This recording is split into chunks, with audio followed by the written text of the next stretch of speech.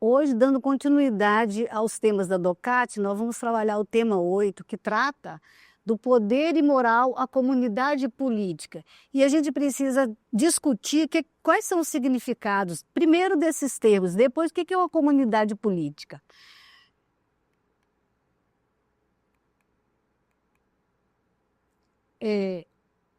Discutindo, por exemplo, as concepções, a gente encontra poder. Ele tem vários significados. Ele pode se tratar do poder de um pai sobre o filho, pode se tratar do poder de um líder religioso, mas o poder está sempre ligado a uma autoridade. E o poder, ele pode significar a capacidade de realizar ações ou ter controle sobre os outros. Quando se trata do poder judiciário, do poder judiciário, do poder legislativo, do executivo, a gente tem como poder a capacidade e o dever de legislar, de tomar decisões em diferentes áreas. E a moral é uma bússola, é como se fosse uma bússola que orienta a conduta humana a partir de comportamentos, valores que conduzem a vida humana numa determinada direção, ou seja, na direção daquilo que a doutrina social da Igreja entende como o bem comum, como o certo e o errado. E poder moral, juntando os dois conceitos, a gente tem algo bastante interessante. O dicionário diz que poder moral é a capacidade de influenciar o comportamento das pessoas com base em valores e crenças compartilhados. Então, hoje a gente encontra, por exemplo, pessoas que se juntam e defendem o meio ambiente, pessoas que se juntam pela causa dos animais abandonados e pessoas que se juntam pela causa de pessoas em situação de rua ou em função das pessoas que estão privadas de liberdade. Tudo isso são causas que organizam as pessoas de forma que elas trabalhem em conjunto.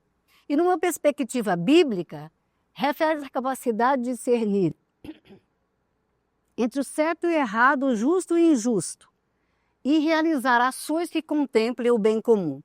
Então a gente tem aqui duas perspectivas, uma que vem do dicionário e outra simplesmente que é trazida das orientações religiosas, das orientações bíblicas.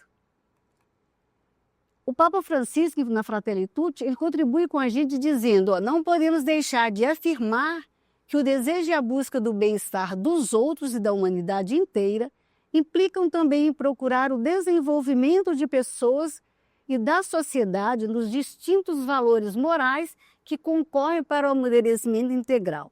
O Papa Francisco entende que, quer dizer, o saudoso Papa Francisco, ele entendia que não se pode formar pessoas, formar uma sociedade, uma comunidade para o bem comum se ela não estiver sustentada em valores morais.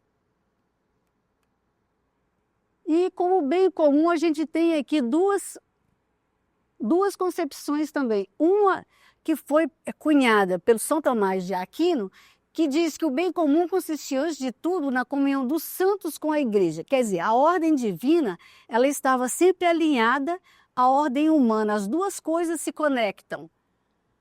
E no dicionário, o bem comum é um conjunto de condições que promovem o bem-estar de todos, não de apenas alguns. Então, esse bem-estar, ele não pode contemplar uma parte da comunidade, ele precisa contemplar toda a comunidade civil.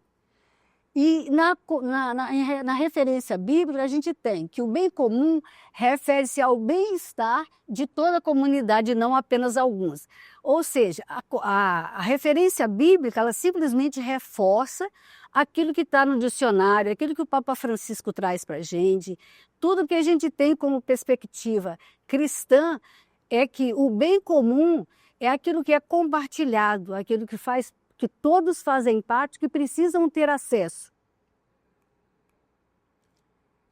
E aí a gente precisa discutir como a gente vai tratar da comunidade política, onde é que está a comunidade política? A comunidade política, ela faz parte daquilo que a gente compreende hoje como Estado. A comunidade política ela está dentro do Estado. Fazem parte do Estado a comunidade civil, a comunidade política e a comunidade do judiciário. Então, a gente precisa pensar o Estado na sua origem, e aí a Docati diz o seguinte, que a comunidade, que o Estado ele está assentado, as origens do Estado estão assentadas no Antigo Testamento. E nós vamos tratar, então, da comunidade política, da comunidade civil, portanto, nós precisamos discutir o que é política, né, de forma bem rápida também, partido político e democracia. O que tudo isso tem a ver com a pessoa? A dignidade da pessoa humana é o que está sempre em primeiro lugar. Pensando que a comunidade política e a comunidade do judiciário, eles estão a serviço da comunidade política e não o contrário. Esses dois primeiros precisam servir a comunidade civil. Então, na perspectiva bíblica, a gente tem lá em Samuel. Lá em Samuel, a gente tem a história que Samuel, ele meio descontente, porque o povo pediu um rei que fosse humano. Samuel foi conversar com Deus, foi ali conversar com Deus, olha, o povo está querendo, meio contragosto, o povo está querendo um rei humano. Deus olhou para Samuel e falou, olha, dê o povo o que ele quer, o que ele está pedindo, mas explique para eles que eles serão, a partir de agora, eles não serão mais livres, serão servos, eles terão que servir ao rei. Mas ainda assim, esse rei não era uma doação divina. Então, a quem deveria servir esse rei? E deveria servir o seu povo. Nós conhecemos o resto dessa história. O rei foi uma concessão divina, mas o povo teve um rei humano que simplesmente também não deu conta. Né? Ele não conseguiu organizar as 12 tribos, reunir as 12 tribos, e a gente conhece o resto dessa história. Houve uma cisão, o reino do norte, o reino do sul. Até aí não era um problema, mas a questão era como é que esse rei humano estava exercendo poder naquela comunidade. Visto que ele era uma concessão divina, ele devia velar pela justiça social, dar sentenças justas, trabalhar em função dos mais empobrecidos, fazer aquilo que era agradável a Deus. Simples assim. Ele não tinha que reinar a partir do seu próprio umbigo, da sua própria família. Ele deveria reinar para aquele povo que ele representava naquele momento. E aí, quando a gente vai para o Novo Testamento também, em Jesus, a gente também tem uma relação com o Estado. E parece, segundo a Docati, que é uma relação social, uma relação saudável. Porque Jesus não veio para criar um rei, para salvar o povo do Império Romano. E era isso que se esperava do Messias à época. E Jesus chega com uma máxima. Quando perguntado se era lícito pagar impostos, o que Jesus respondeu? Dai a César o que é de César e a Deus o que é de Deus. E isso não deixou algumas pessoas bastante contrariadas, porque o que se esperava era que ele o libertasse, que ele fosse um rei político, que libertasse o povo das garras do Império Romano. E aí, o que acontece? Jesus ainda continuou ensinando com palavras e com ações. E ele reconfigurou as relações de poder. Ele reconfigurou categorias como poder, por exemplo. Ele lavou os pés dos apóstolos, quando isso era uma tarefa dos escravos, Jesus lavou os pés dos apóstolos. E o que ele diz para os apóstolos? Façam o que eu fiz com vocês aos outros. Ou seja, Jesus deixou claro o que é que ele veio fazer. Ele veio servir. Ele estava a serviço. E isso é importante que a gente compreenda nas relações atuais do Estado e da comunidade política, quando a gente tem que pensar o Estado que ele está a serviço de um povo. E a comunidade política também, ela precisa estar a serviço do seu povo. E aí, novamente, ele chega com outra máxima. Quem de vós quiser ser grande, que seja menor.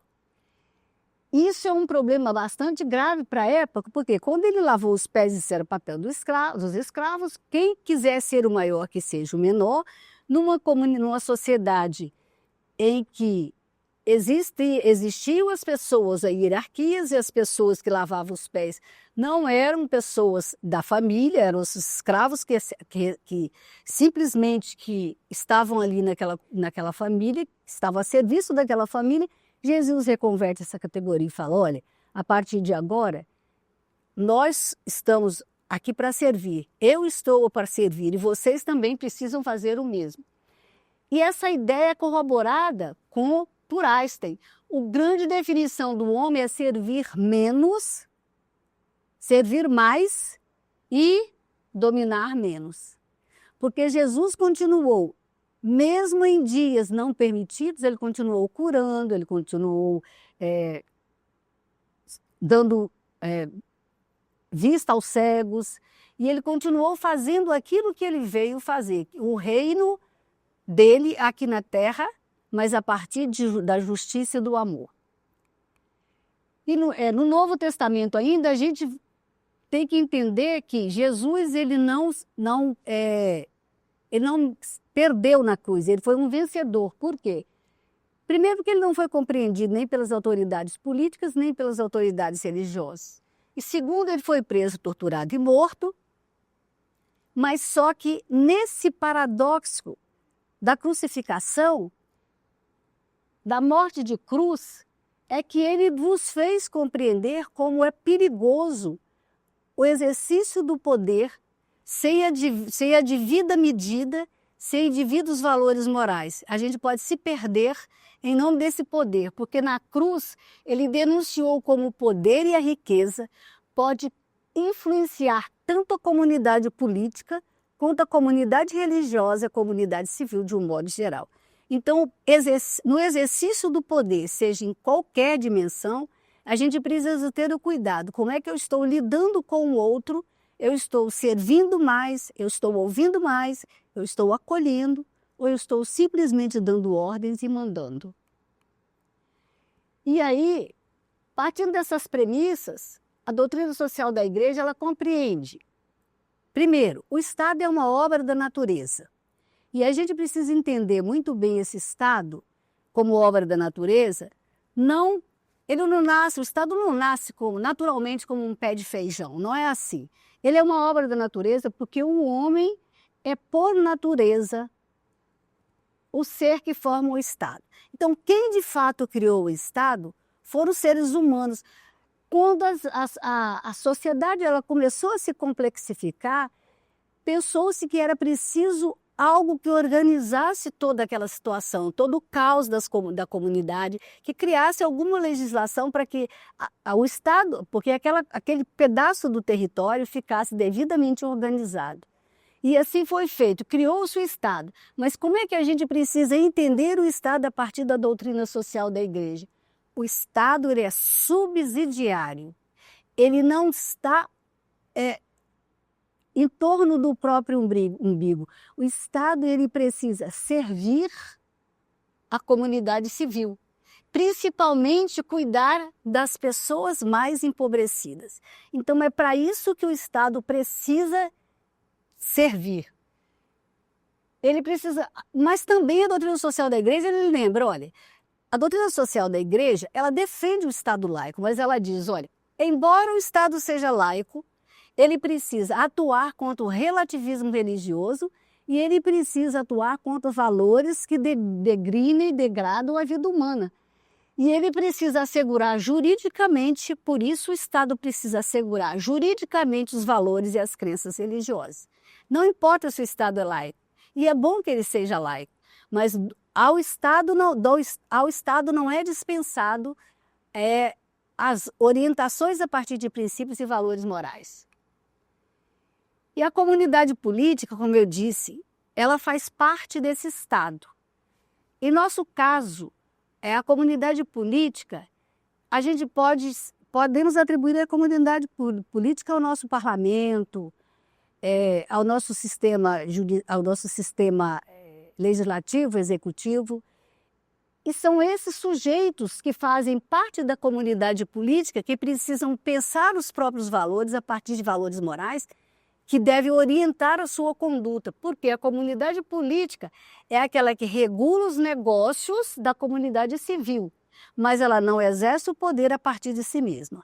Pensando na defesa da democracia, que também a doutrina social da Igreja é favorável, a gente precisa pensar que esse poder que é dado à comunidade política é o poder que emana do povo, é o poder do povo. E o poder político precisa ter como valor basilar a pessoa humana, a dignidade da pessoa humana é o centro desse poder político. E a ela cabe zelar pelo bem comum. Eu disse lá atrás que esta palavrinha ali perpassa toda a estrutura desse tema. O bem comum, em primeiro lugar, a dignidade da pessoa humana e as necessidades da comunidade civil. A gente pode se perguntar se no nosso contexto isso tem sido executado dessa maneira, se a necessidade e a dignidade da pessoa humana está sendo de fato valorizado pela nossa comunidade política. Mas também não adianta nós ficarmos sentados reclamando da comunidade política se a gente elege e não cobra. Então essa é uma questão que a gente precisa pensar também. E aí, ela está dependente de valores e princípios fundamentais. Ter clareza de que o poder político é legitimado pelo povo. Então, se ele é legitimado pelo povo, não é que essa comunidade está refém do povo, mas essa comunidade precisa prestar contas ao povo a quem ela deve servir. E Tomás de Aquino diz, olha, a comunidade política tem a função de serviço à pessoa, ou seja, à comunidade. Então, durante todo esse tema, o bem comum ele perpassa todo esse tema, a dignidade da pessoa, a pessoa é central na visão da doutrina social da Igreja, quando se trata da comunidade política. E aí a gente tem aqui dois gigantes também que ajudam nessa compreensão. De um lado, Tomás de Aquino diz, como sempre vale a máxima, o bem-estar que a comunidade política deseja não pode estar em contradição com o bem-estar da comunidade civil. Se a comunidade política presta conta e precisa gestar em função da comunidade civil, uma não pode entrar em contradição com a outra. Mas para isso a gente precisa pensar qual é o nível de diálogo que se estabelece entre a comunidade civil e a comunidade política. A comunidade política está informando devidamente a comunidade civil? Ou simplesmente contribui para deformar a comunidade civil? Está vilipendiando a comunidade civil de algumas informações que a ajudaria a crescer. E Papa Francisco ele traz, existem líderes populares capazes de sentir o povo, sua dinâmica cultural e as grandes tendências de uma sociedade. O serviço que prestam, congregando e guiando, pode ser a base de um projeto duradouro de transformação e crescimento que implica também a capacidade de ceder um lugar ao outro na busca do bem comum. Novamente, Papa Francisco retoma o bem comum. Se um líder precisa ser capaz de interpretar as necessidades do outro, esse líder ele precisa estar em contato com esse povo. Ele não pode estar encastelado enquanto o povo está vivendo às margens, está vivendo nas periferias existenciais.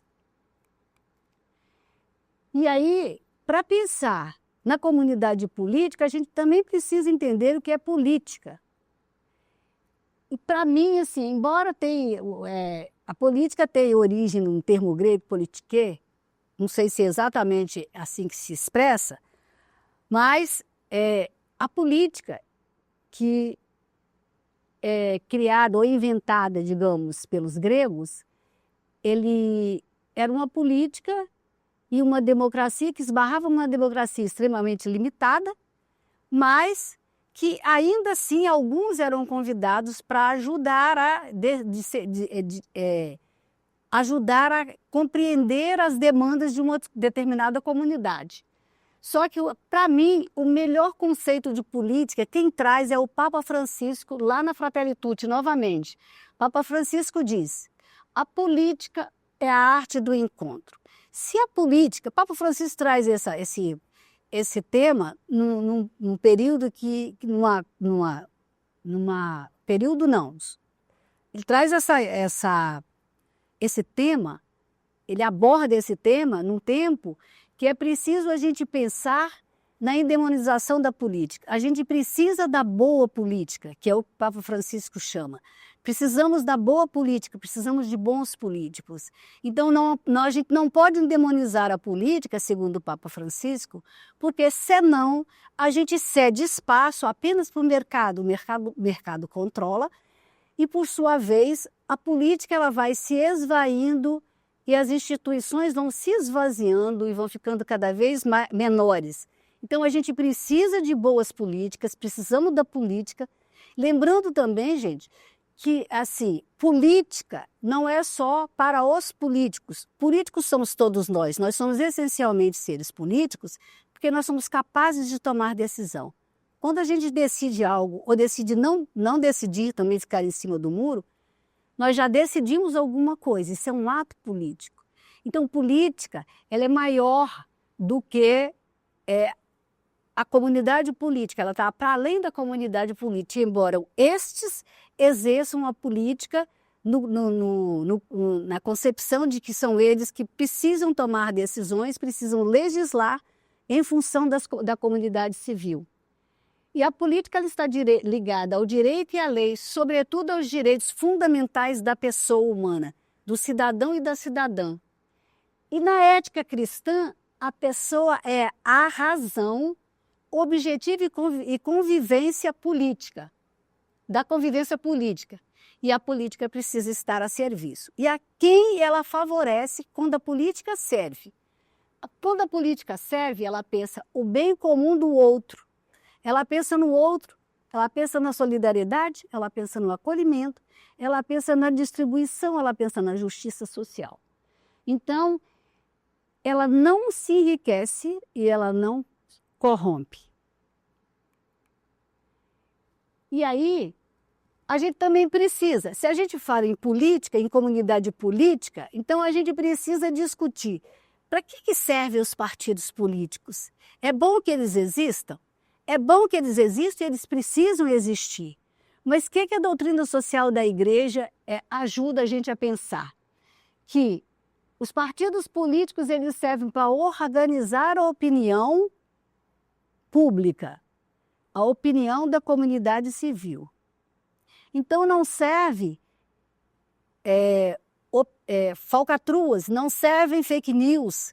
Se ela serve para organizar a opinião política, ela precisa, e é instrumento de participação também, ela precisa assumir a função de serviço e ela precisa que as opiniões que ela ajuda a divulgar sejam simples, que elas sejam verdadeiras para que essa comunidade civil ela seja devidamente instrumentalizada para compreender o contexto onde ela está inserida. Mas isso só se dá se esses sujeitos também foram formados democraticamente, porque essas informações precisam ser democratizadas. E as informações não podem ser informações pela metade. Tem que ser informações diretas e objetivas. E para a igreja é importante que os fiéis assumam os partidos políticos, que as pessoas de bem, de fato, pessoas de fato de bem, que estão sustentados por princípios morais, por princípios cristãos, que ele assuma os partidos políticos e que ajude a realizar os valores cristãos a partir desses partidos. E aí, como a gente já disse, a doutrina social da igreja também aconselha que os fiéis cristãos que se inserem na comunidade política, que também procurem partidos que sejam democráticos, partidos que estão vinculados a valores morais e que não se permitem se corromper e serem corrompidos. E aí, a gente entra no campo da democracia. Se a gente diz que os partidos políticos, eles precisam ser democráticos, eles precisam de pessoas que tenham uma formação democrática, e a gente precisa saber o que a gente tem a partir da doutrina social da Igreja como democracia. Na doutrina social da Igreja, ela entende que a democracia ela deve-se aos gregos, como a gente já disse anteriormente. A democracia entre os gregos ela é uma democracia restrita, mas a gente realmente deve aos gregos a democracia. Mas a doutrina social da Igreja vai além. Ela advoga que em grande parte deve-se ao cristianismo a democracia. Somente o cristianismo reconheceu a radicalidade da dignidade da pessoa humana. Na democracia grega, essa radicalidade da dignidade da pessoa humana ela não era reconhecida, até porque escravos e mulheres e estrangeiros não participavam das decisões. Somente homens livres daquele território tomavam decisões, embora as decisões fossem públicas numa praça, né, eles eram convidados para que decidisse os rumos daquela comunidade. Mesmo assim, era uma democracia restrita. E assim, a democracia é o governo do povo. Isso é importante que a gente lembre sempre, porque se ele é um governo do povo, a comunidade política, ela precisa devolver a este povo, ou legislar a favor desse povo, compreender as demandas desse povo, escutar esse povo para saber o que é que esse povo de fato está precisando para poder construir leis justas. Como dissemos lá no começo, quando a gente trouxe as raízes cristãs do Estado. Aquele rei, ele era uma concessão divina, mas ele deveria criar leis justas. E aí a gente tem aqui, e o cristão? Novamente a gente volta. É bom que o sujeito que tem valor, que prima por valores morais, que tem uma crença na dignidade da pessoa humana, que acredita no ser humano, ele precisa inserir também na comunidade política. E aí o cristianismo defende os sistemas políticos, não defende sistemas políticos, isso é bom que fique claro, mas ele defende princípios que valorizam a vida humana, a dignidade da pessoa, que coloca a pessoa em primeiro lugar. Então, qual é a orientação da doutrina social da Igreja? Que os espaços sejam ocupados por essas pessoas, por pessoas dignas, por pessoas que respeitam o outro e que têm compromisso com a comunidade civil. Ocupai-vos, irmãos, de tudo que é verdadeiro, nobre, justo, amável, honroso, virtuoso, ou que de algum modo mereça valor. Então é para a gente ocupar de fato esses espaços, mas para a gente não legislar em causa própria, como é muito comum, não deixar que o poder suba a cabeça e nos desvirtuarmos das nossas crenças, daquilo que nos conduzem, da nossa conduta moral. O político cristão precisa ter clareza de que está a serviço do bem comum. Então, assim, embora a doutrina social defenda que o cristão ele assuma cargos na comunidade política, que ele assuma esses espaços, ela também traz critérios para que esses sujeitos assumam esses lugares. Então, ele não pode legislar em causa própria. Então, essa é a primeira questão. Ele não pode apoiar leis injustas que firam o direito à vida e a dignidade da pessoa humana. Ele precisa se contrapor a isto.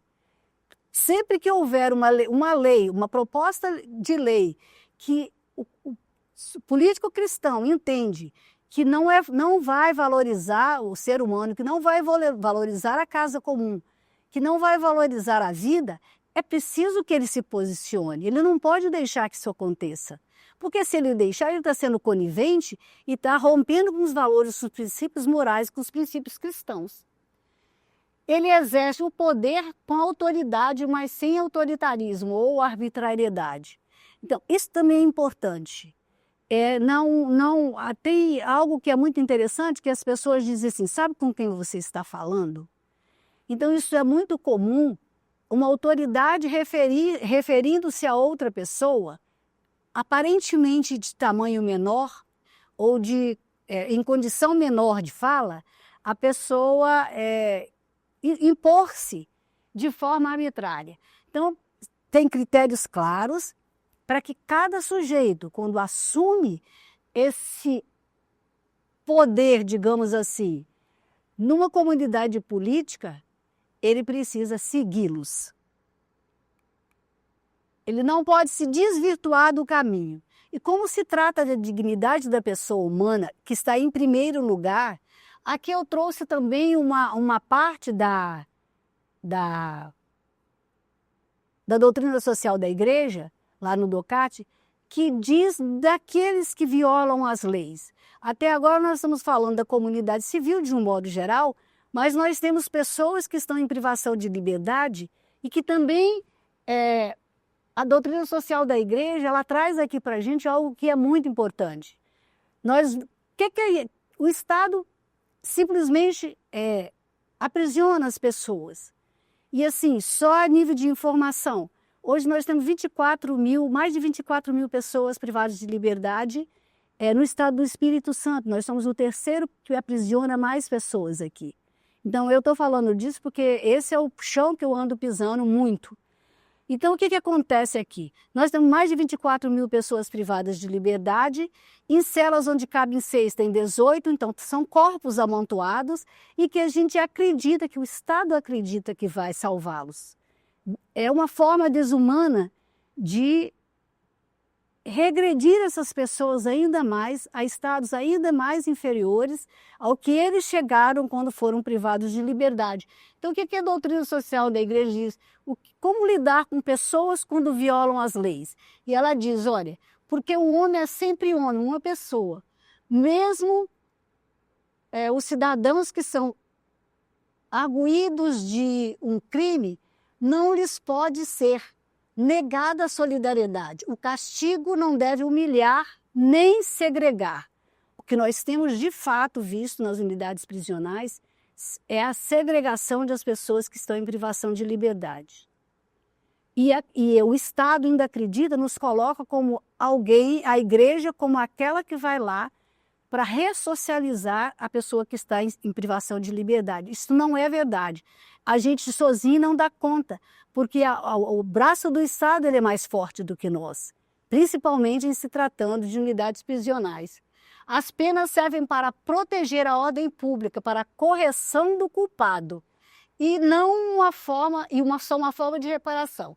A Igreja declara-se contra todo tipo de tortura, pena de morte, e vai por aí. Então, gente, a doutrina social da Igreja, para além da comunidade civil dita normal, se é que a gente pode se chamar de normal, né? Ela também se preocupa com aqueles que estão privados de liberdade. Então, isso para a gente é muito relevante, porque como a gente vive nessas unidades prisionais, nesse chão, a gente sabe muito bem o que é que acontece cotidianamente nas nossas unidades. Então, a gente não pode assegurar que só a nossa presença vai ajudá-los. A gente ajuda, a gente contribui, não somos insignificantes. Nós temos um papel relevante, mas é preciso mais, é preciso que a gente cobre do Estado que não transformem pessoas que cometeram erros menores em grandes, em grandes delinquentes, porque a unidade prisional ela não contribui para que as pessoas se recuperem. Penso que acontece exatamente o contrário. E aí a gente tem aqui, para não concluir, claro, né? Mas a gente tem algo que é importante, que vem do Papa Leão XIV. E ele diz assim, ó, quem nasce tem tudo a ver com aquilo que a gente discutiu até agora, porque a gente está falando da doutrina social da Igreja, quais são as orientações da doutrina social da Igreja para todos os níveis e instâncias do Estado, inclusive para nós, cidadãos comuns da comunidade civil. Ele diz, olha, quem nasce e cresce fora dos centros de poder não deve ser simplesmente instruídos na doutrina social da Igreja, mas reconhecido como seu continuador, os testemunhos de compromisso social, os movimentos populares e as diversas organizações católicas de trabalhadores. Recomendo-os dar voz aos pobres. Então, novamente, Papa Leão reforça aquilo que a gente vem discutindo na doutrina social da Igreja, que se a gente não escutar o povo, se a gente não falar com o povo, se a gente não se permitir ouvir o povo, a gente não vai ter leis justas, a gente não vai ter um Estado subsidiário, a gente não vai ter uma comunidade política que, de fato, está preocupada com a população civil.